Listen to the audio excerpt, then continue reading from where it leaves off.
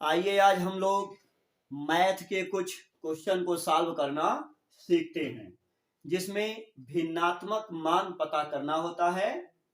देखिए question number 1 लिखा है, दो में कितने 1/2 हैं। कह रहा है कि इस दो में 1/2 कितना है, कै ठू है, कितनी संख्या इनकी है। तो तुरंत ही इस दो में इस 1/2 से भाग दे देना है। अब भाग के जगह पर उलट करके गुणा कर देना है। 1/2 को 2/1 लिख देना है। 2 दूनी 4 हो गया, 2 2 जा 4, 4/1 इक्वल टू 4। मीन्स हो गया 2 में 1/2 कितनी बार है, 4 बार है। इसी को कहेंगे 4 टाइम्स। 4 टाइम्स कितनी टाइम्स है, हाउ मेनी 1/2 आर इन 2, तो 2 में 1/2 4 टाइम्स आएगा, 4 बार।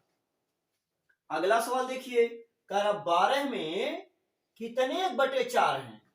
तो तुरंत इसी 12 में 1/4 से भाग दीजिए, हो गया 12 गुणे 4/1।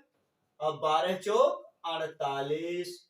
इसका मतलब 12 में 1/4 की संख्या 48 है। इसको कहेंगे 48 टाइम्स।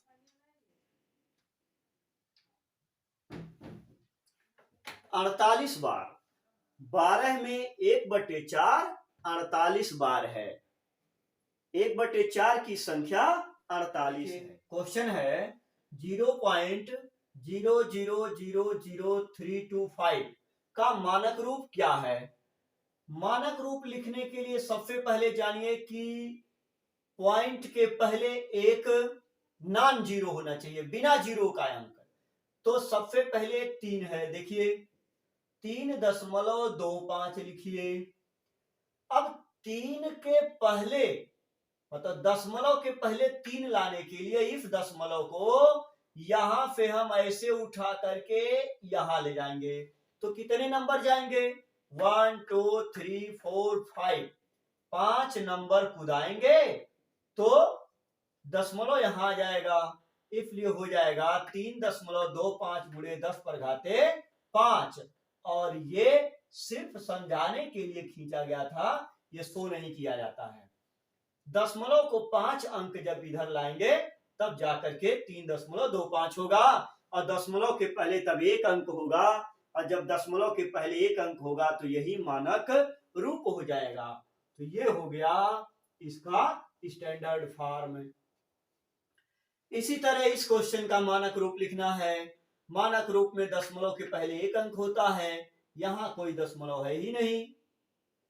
अब इसको लिख देंगे 4.62 गुणे 10 पर घाते 3 पहले से है, और दशमलव तो कोई था नहीं, मैंने दशमलव यहां लगाया है। इसके बाद कितनी अंक है, 1 2 3 4 5 6 7, 7 अंक दशमलव के इधर आ गई, इसलिए 7 अंक इसमें और गुणा हो जाएगा 10 पर घाते 7। क्या मीन्स हो गया, 4.62 गुणे 10 पर घाते 7 और 3 जोड़ लेंगे, 7 3 10, तो 10 पर घाते 10 में 4.62 गुणे 10 पर घाते 10। जब कोई दशमलव नहीं रहता है, अपने मन से दशमलव लगाते हैं, तो दशमलव के बाद की सारी संख्या को गिन करके 10 पर पावर लिख देंगे। और जब दशमलव पहले से होता है, अगर दशमलव हम दाहिने तरफ ले जाते हैं तो पावर माइनस में आ जाता है। 1 2 3 4 5 अंक ले गए, ये पावर 10 पर घाते -5 होगा। चलिए इस क्वेश्चन को समझने का प्रयास करते हैं। लिखा है, अमन ने 12,000 रुपए का 3/5 भाग खर्च कर दिया। उसके पास 12,000 रुपए थे, उसका 3/5 भाग खर्च कर दिया। उसके पास अब कितने रुपए बचे हैं। पहले तो हमें जानना चाहिए कि कितना भाग बचा है, तो लिखेंगे बचा हुआ भाग बराबर पूरे भाग में से 3/5 भाग खर्च हो गया, तो पूरे में से 3/5 निकाल लीजिए, हो जाएगा 5 एकन्नम 5 माइनस 3/5 बराबर हो गया 2/5। 2/5 भाग बच गया। अब बचा हुआ रुपया निकालिए, पूछ रहा है कि उसके पास कितना रुपया बचा है, तो हो जाएगा बचा हुआ रुपया, या ऐसे लिख दीजिए बचे हुए रुपए, बचे हुए रुपए। कितने रुपए उसके पास बच गए? कुल उसके पास 12,000 रुपए थे। बचा हुआ भाग 2/5 है, इसी 12,000 का 2/5 निकाल लीजिए, 5 से भाग दीजिए, 5 दूनी 10, 2 12 20 हो गया, 5 चौक 20, ये पूरा कट गया, अब हो गया डबल जीरो आ गया 2,400। 2,400 में 2 का गुणा कर दीजिए तो आ जाएगा 4,800। 2 से 0 में करेंगे 0, 2 चौक 8, 2 दूनी 4, 4,800 रुपए उसके पास बच जाएंगे, बाकी रुपया तो खर्च हो जाएगा। पहले हम बचा हुआ भाग निकालेंगे, पूरे में से 3/5 निकाल दीजिए क्योंकि इतना खर्च हुआ था, जो बच गया यही बचा है।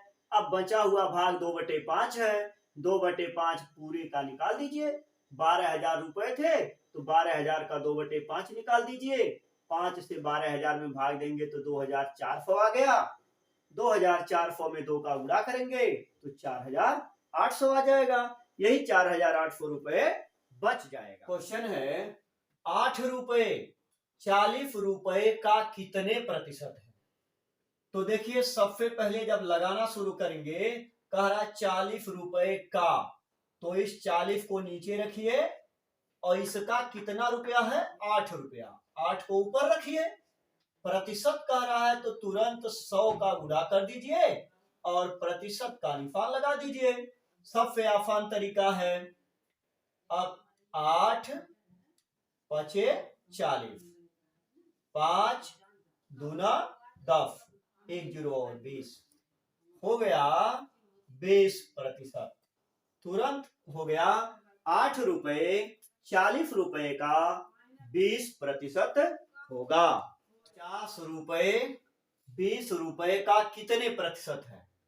इसको पता करने के लिए 50/20 गुणे 100 और तुरंत प्रतिशत, तो हो जाएगा 20 पचे 100 कट जाएगा और 50 में 5 का गुणा कर देंगे, 5 सुनाए शून्य, 5 पचे 25, 250% हो जाएगा। अर्थात 50 रुपए 20 रुपए का 250% होगा। परसेंट निकालने के लिए का वाले रुपए को नीचे लिखते हैं और पहले वाले को ऊपर लिख देते हैं, 100 का मल्टीप्लाई कर देते हैं, परसेंट आ जाता है। देखिए एक क्वेश्चन है, यदि ABC एक सीधी रेखा है जिस पर एक त्रिभुज ABD बना है, कह रहा है x अंश तथा y अंश के मान क्या होंगे? x अंश यहाँ है, y अंश यहाँ है। अब सबसे पहले तो यह जानिए कि त्रिभुज ABD, ये जो त्रिभुज बना है इसके तीनों अंदर के कोणों का जोड़ 180 अंश होता है। तो लगाना जब हम शुरू करेंगे तो लिखेंगे त्रिभुज ABD में angle A plus angle B और प्लस एंगल D तीनों मिला करके हो जाएगा 180 डिग्री। ए का वैल्यू हो गया 80 जो यहां दिया है, बी का वैल्यू हो जाएगा y डिग्री और डी का वैल्यू हो जाएगा 50 डिग्री। टोटल हो जाएगा 180। अब y degree is equal to 180 degree minus, देखिए 80 और 50 दोनों प्लस है, इधर जाके दोनों माइनस हो जाएगा, तो माइनस लगा देंगे और 80 को और 50 को दोनों जोड़ लेंगे।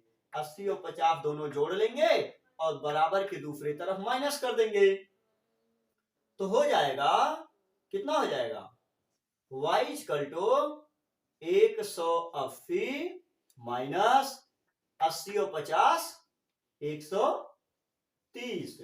180 में से 130 घटा देंगे तो आ जाएगा 50 डिग्री।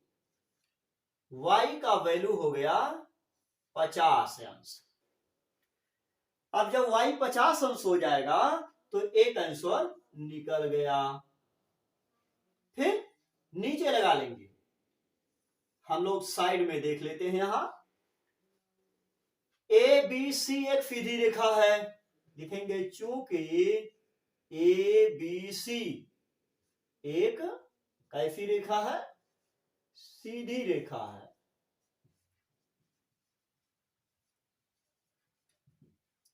इसलिए इस सीधी रेखा के किसी एक पॉइंट पर जितने एंगल बनेंगे x degree plus y degree, दोनों एंगल जोड़ लेंगे, इसका भी वैल्यू हो जाएगा 180 अंश।